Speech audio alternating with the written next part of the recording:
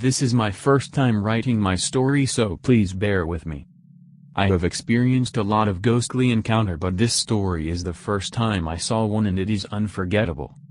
My family were living in a semi-exclusive subdivision in Tenza, Cavite for more than 18 years before we moved to our new home last December. The new house is located quite near to the old one.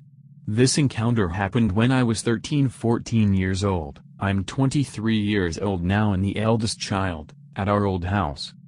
For you to visualize the setting, here is the layout. The house is a quadruplex and bungalow type for the whole street of houses, like a big square but divided to 4 units, so it is basically for 4 family unless you will purchase the whole lot. We use the unit beside our house as a stock room for unused things or appliances for repair. It doesn't have doors and jalousies. It was stolen by some kids, so we make one for safekeeping of our things inside, but later on, we remove everything that's inside it when someone finally bought it.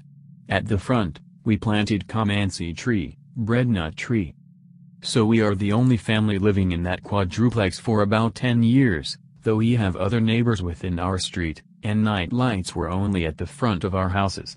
One night around 7 p.m., I was throwing out the garbage. I saw a vague light from inside the empty house, light that is almost near the roof. It was totally dark there, so I ignored it thinking that it was from other houses' front light. Months passed and I forgot it completely when I saw something creepy.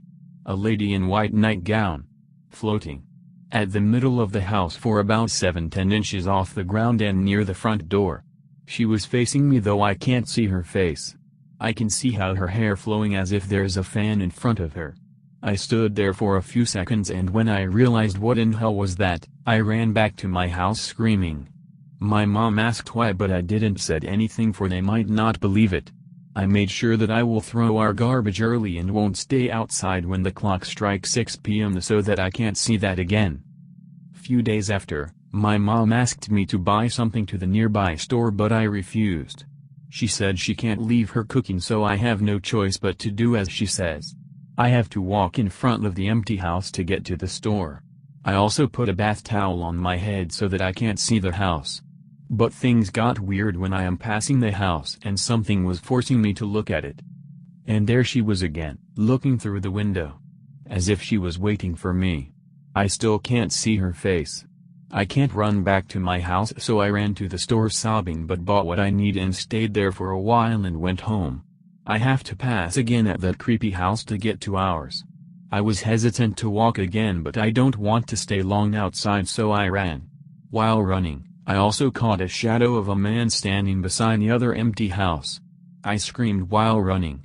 Luckily, my mom was now outside with a neighbor and waiting for me. She asked what took me so long and told her everything, even the light I first saw. My neighbor asked me if I can accompany him to where it all began, and I agreed. I was shaking as the 3 of us walked to the empty house.